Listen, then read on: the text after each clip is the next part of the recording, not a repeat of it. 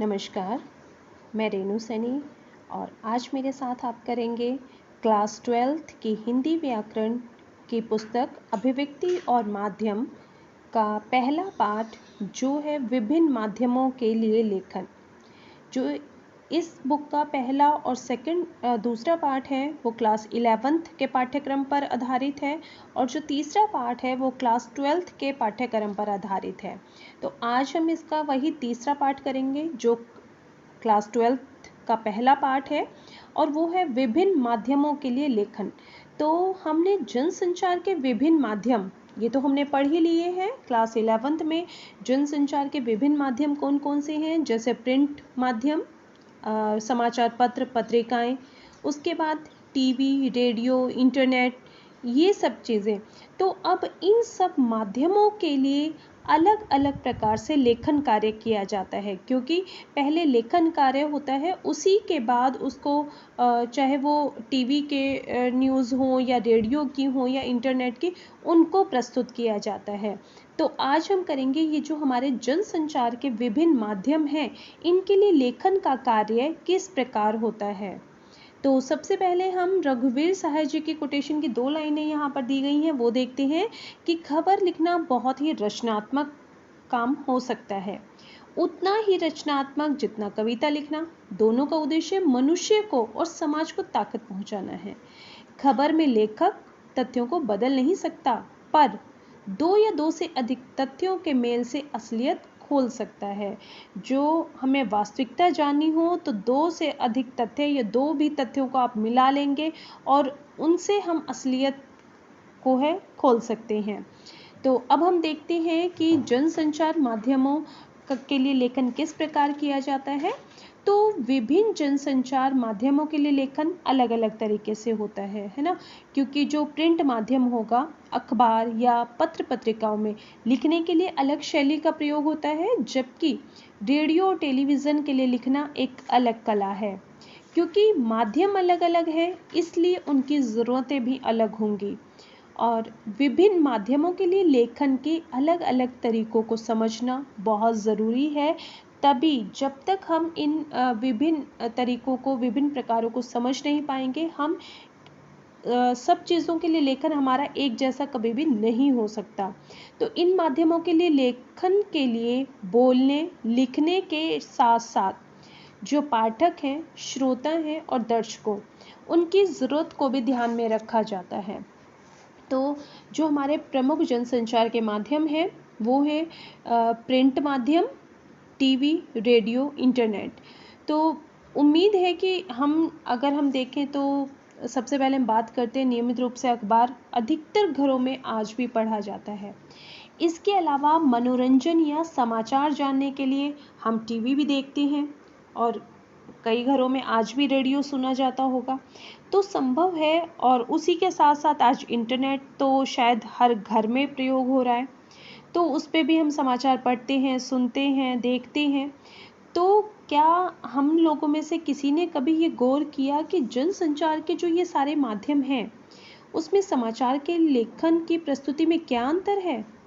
कभी भी ध्यान से अगर हम देखें कि जो रात या शाम को टीवी और रेडियो पर सिर्फ कभी मौका मिले तो समाचार सुनिए और फिर उन्हीं समाचारों को एक बार ध्यान कीजिए इंटरनेट पर जाकर देखने और सुनने का, और अगले दिन उन्हीं समाचारों को, उन्हीं न्यूज़ को आप न्यूज़पेपर में पढ़िए। तो अब हम जब इन सब चीज़ों को एक साथ गौर करेंगे तो हम पाएंगे कि सभी माध्यमों को पढ़ने सुनने में हमने देखा कि समाचारों के लेखन की शैली, भाषा की प्रस्तुति, उसमें एक जो फ़र्क है वो हमें नज़र आ जाएगा। तो उनमें विशेष अंतर था या नहीं वो आप खुद ही समझ जाएंगे, और वास्तविकता यही है कि उन सब में आपको अंतर ज़रूर देखने को मिलेगा। सबसे सहज और आसानी से नज़र आने वाला अंतर तो यही है कि जहाँ पर जो हमारा प्रिंट माध्यम है, समाचार पत्र या फिर पत्रिकाएं, अखबार, वो सिर्फ पढ़ने के लिए हैं, तो वहीं पर रेडियो सिर्फ सुनने के लिए और टीवी देखने और सुनने दोनों के लिए। इंटरनेट पर पढ़ने, सुनने और देखने तीनों की ही सुविधा उपलब्ध है। तो जाहिर है कि अखबार छपे हुए शब्दों का माध्यम है, जबकि रेडियो बोले गए शब्दों का। तो जनसंचार के विभिन्न माध्यमों के बीच में फ़र्क को समझने के लिए सभी माध्यमों की जो लेखन की बारीकियां हैं उनको समझना जरूरी है। लेकिन इन माध्यमों के बीच में फ़र्क को आप तभी समझ पाएंगे जब हम ये जानते होंगे कि हर माध्यम की विशेषताएं क्या है। हर माध्यम की अपनी कुछ खूबियां भी हैं तो खामियां भी हैं। उन सब से जब तक हम परिचित नहीं होते तब तक हम इन माध्यमों के बीच का लेखन को अलग अलग नहीं कर सकते। तो खबर लिखने के लिए हमें इन सब का ध्यान रखना बहुत ज़रूरी है और इन माध्यमों की ज़रूरत को समझना बहुत ज़्यादा ज़रूरी है। तो जो सबसे पहले हम देखेंगे हमारे जो जनसंचार के विभिन्न माध्यम हैं, उन माध्यमों में कुछ खूबियां भी हैं और कुछ खामियां भी। तो हम उन्हीं को सबसे पहले पढ़ते हैं। तो जनसंचार के विभिन्न माध्यम, चाहे वो रेडियो हो, टेलीविज़न हो, इंटरनेट हो या अखबार हो, उन सब से हमारा जीवन में रोज़ मतलब किसी न किसी से तो हमारा सबका पड़ता ही है। हम या तो इंटरनेट यूज़ करते हैं, दिन में घरों में टीवी भी देखा जाता है, अखबार भी पढ़े जाते हैं, तो कोई ना कोई सी चीज़ तो हम सबके लिए प्रतिदिन यूज़ होती ही है। अगर आपसे पूछा जाए कि आप इन सब में से सबसे अधिक किसे पसंद करते हैं, तो क्यों, तो क्या आपका जवाब क्या होगा? शायद आप थोड़ी देर सोच में पड़ जाएं। और चाहे उत्तर कोई भी हो, मेरे ख्याल से आप कोई एक निश्चित जवाब नहीं दे पाएंगे। हो सकता है आपको टीवी ज़्यादा पसंद हो और आपके परिवार के किसी सदस्य को जैसे घर के जो बुज़ुर्ग होंगे उनको अखबार पढ़ना वहीं पर ज़्यादा अच्छा लगता होगा।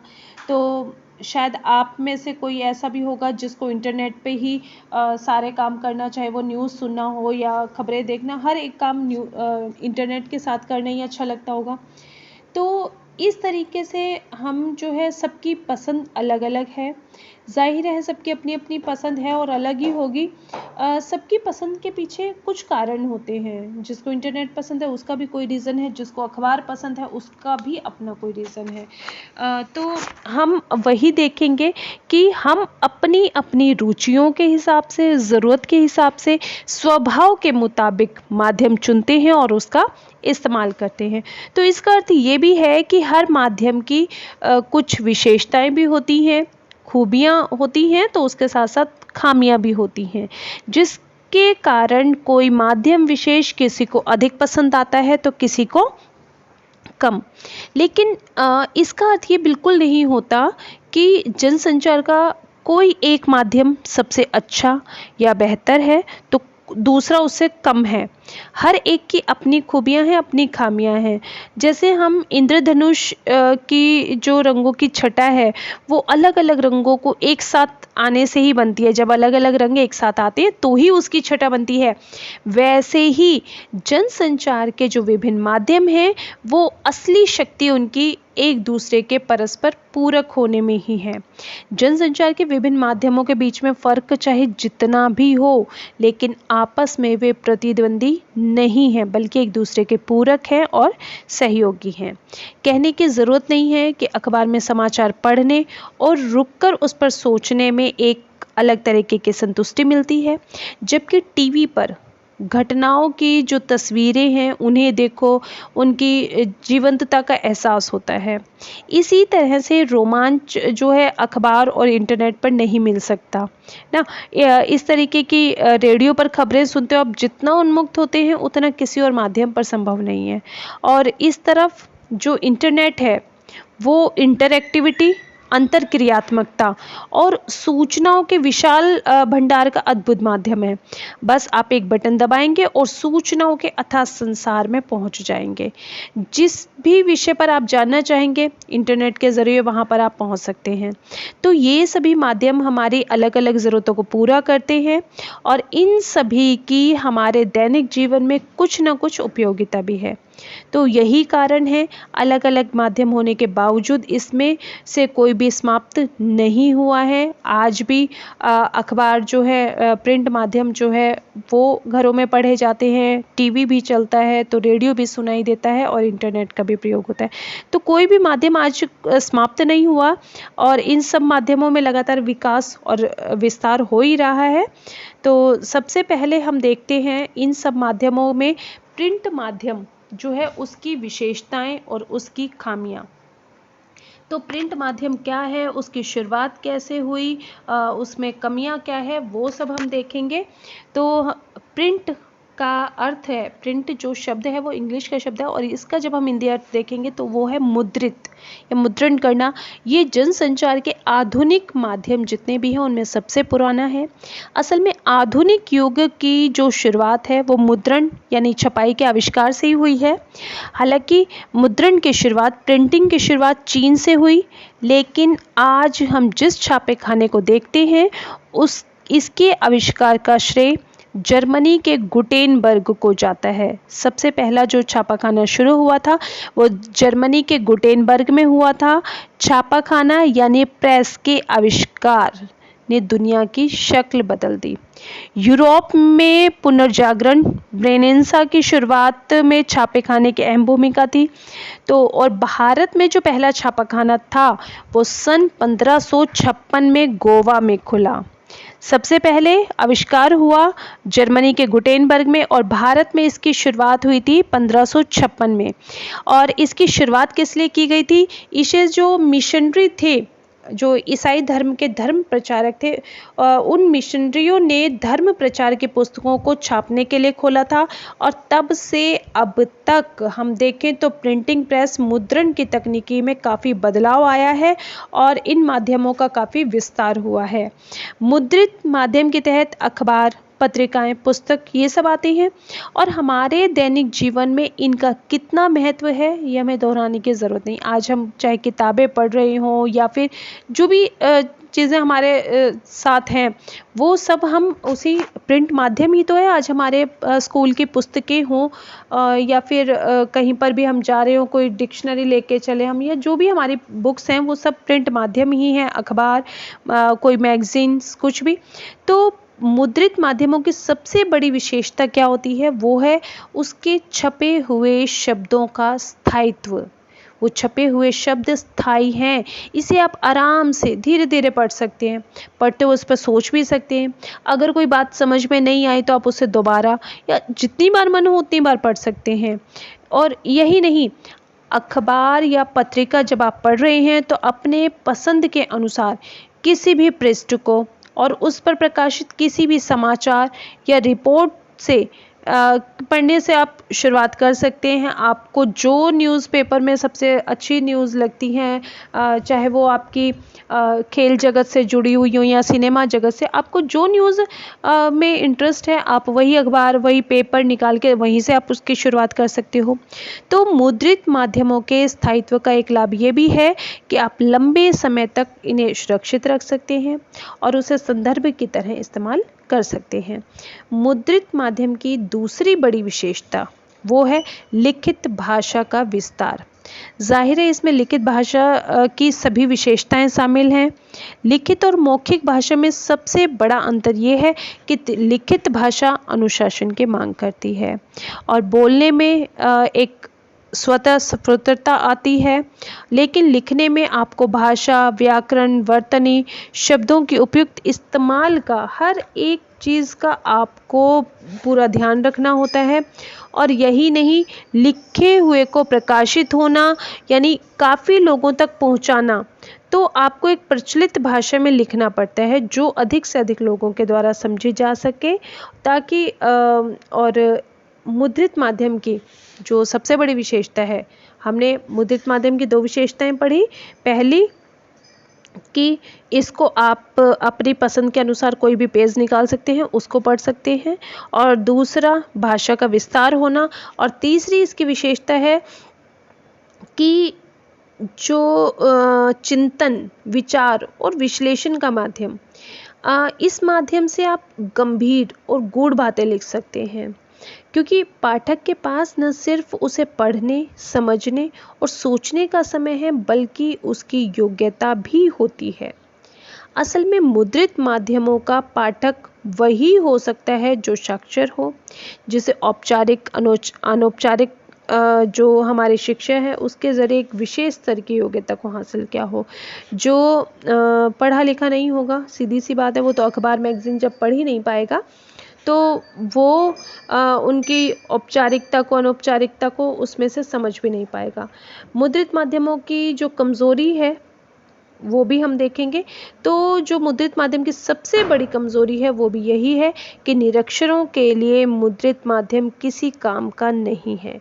साथ ही मुद्रित माध्यम के लिए लेखन करने वालों को अपने पाठकों के साथ साथ भाषा ज्ञान के साथ साथ उसे उनके शैक्षिक ज्ञान, योग्यता का विशेष ध्यान रखना होता है। माध्यमों की एक और सीमा ये है कि वो रेडियो, टीवी या इंटरनेट की तरह तुरंत जो घटी घटनाएं होती हैं उनको संचालित नहीं कर सकते। जैसे हम टीवी न्यूज़ पर या जो हमारी तुरंत घटनाएं घट जाती हैं दिन में भी, उन सारी घटनाओं को हम और माध्यमों के ज़रिए, चाहे वो टीवी हो उसमें लाइव टेलीकास्ट हो जाता है, इंटरनेट के माध्यम से सेकंड में वो न्यूज़ जो है सब तक पहुंचाई जा सकती है, परंतु अखबार में प्रिंट माध्यम है हमारा, उसके अनुसार ऐसा नहीं हो सकता। अखबार या पत्रिका में समाचारों या रिपोर्ट को प्रकाशन के लिए स्वीकार करने की एक निश्चित समय सीमा होती है, और उसको स्वीकार करने की जो निश्चित समय सीमा होती है उसको डेडलाइन कहते हैं। तो डेडलाइन क्या है कि अखबार या पत्रिका में समाचारों और रिपोर्ट के प्रकाशन को स्वीकार करने के लिए कि हाँ, कल के न्यूज़पेपर में ये खबर या ये न्यूज़ छपेगी भी या नहीं, उसके लिए एक निश्चित समय सीमा होती है, और इस निश्चित समय सीमा को ही डेडलाइन कहा जाता है। कुछ अपवादों को छोड़कर जो हमारी समय सीमा है उसके समाप्त होने के बाद कोई सामग्री प्रकाशन के लिए स्वीकार नहीं की जाती। इसलिए मुद्रित माध्यमों के लेखकों, पत्रकारों को प्रकाशन की समय सीमा का पूरा ध्यान रखना पड़ता है कि उन्हें जो कल की न्यूज़ है आज वो 3 बजे तक पहुंचानी है, 4 बजे तक पहुंचानी है, क्योंकि उसके बाद वो तैयार की जाएगी, संदर्भ और पत्रकारी स्तंभ सब कुछ तैयार होता है, और उसके बाद वो अंत में रात को जाकर उसकी प्रिंटिंग की जाती है। तो उसके साथ साथ जो इस तरीके के हमारे मुद्रित माध्यम में लेखक को स्पेस का भी पूरा ध्यान रखना चाहिए। किसी अखबार या पत्रिका के संपादक ने अगर आपको 250 शब्दों में रिपोर्ट या फीचर लिखने को कहा है तो आपको उस शब्द सीमा का ध्यान रखना पड़ेगा, और इसकी वजह यह है कि अखबार या पत्रिका में असीमित जगह नहीं होती। उस सीमित समय सीमा के अंदर ही जो आपको दी गई है कि इतने स्थान में इतने शब्दों में ही आपको लिखना, वही लिखना होता है। साथ ही उन्हें विभिन्न विषयों या मुद्दों की सामग्री प्रकाशित नहीं करनी होती, और महत्व और जगह की उपलब्धता के अनुसार वो निश्चित करते हैं कि वो किसे कितनी जगह मिलेगी ना, किसी भी न्यूज़ के लिए वो कितनी वैल्यूएबल है, उसे उस पेपर पे और कितनी वैल्यू मिलेगी, वो सब निर्धारित किया जाता है। मुद्रित माध्यम के जो लेखक होते हैं या फिर पत्रकार होते हैं उन्हें इस बात का ध्यान रखना पड़ता है कि छपने से पहले वो आलेख में मौजूद जो गलतियां हैं, अशुद्धियां हैं, वो सभी दूर हो जाएं, और उसे सुधारने के लिए अखबार या पत्रिका के अगले अंक का इंतज़ार करना पड़ेगा। यदि कारण यह है कि अखबार या पत्रिका में यथासंभव कोशिश की और कोई गलती या अशुद्धि ना छप जाए इसके लिए, और इसके लिए अखबार या पत्रिकाओं में संपादन के साथ पूरी संपादकीय टीम होती है, और जिसकी मुख्य जिम्मेदारी प्रकाशन के लिए की जा रही सामग्री से गलतियों और अशुद्धियों को हटाकर उसे प्रकाशन के योग्य बनाना होता है। तो इस तरीके से हमने मुद्रित माध्यम में पत्रकार को किन किन चीज़ों का ध्यान रखना चाहिए वो हमने देखा।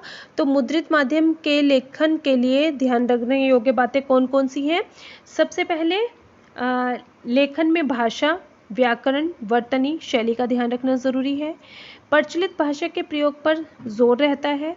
दूसरा, समय सीमा और आवंटित जगह के अनुशासन का पालन करना होता है। जो समय सीमा हमें दी जा रही है कि इस समय के अंदर अखबार की न्यूज़ आप तक पहुंच जानी चाहिए, या जो जगह आपको दी गई है वो अनुशासन का पालन किया जाना बहुत ज़रूरी है। उसके बाद लेखन या प्रकाशन के बीच गलतियों या अशुद्धियों को ठीक करना बहुत ज़्यादा ज़रूरी होता है, क्योंकि यदि आप अपनी गलतियों को चेक नहीं करेंगे तो वो शायद ऐसा ही आगे तक पहुंच जाता है।